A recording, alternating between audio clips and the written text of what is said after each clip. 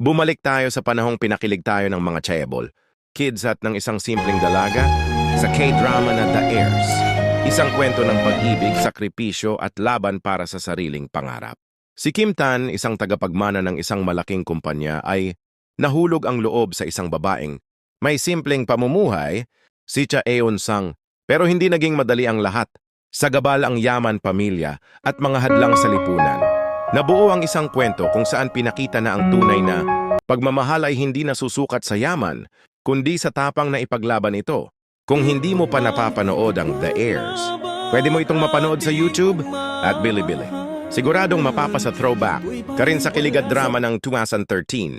Aral ng kwento, hindi sapat ang yaman para maging masaya. Ang itop na tapia manaywan backsted na pinili ka kahit mahirap ka at ang lakas ng loob na ipaglaban ang sarili mong kaligayahan, ito ang kwento ng mga kabataang pilit hinahanap ang kanilang lugar sa mundo habang daladala ang bigat ng kanilang apelido. Ito ang The Heirs. Kung minahal mo rin ang The Heirs, ay follow mo ang page ko para sa mas marami pang K-drama throwback na siguradong tatama sa puso mo.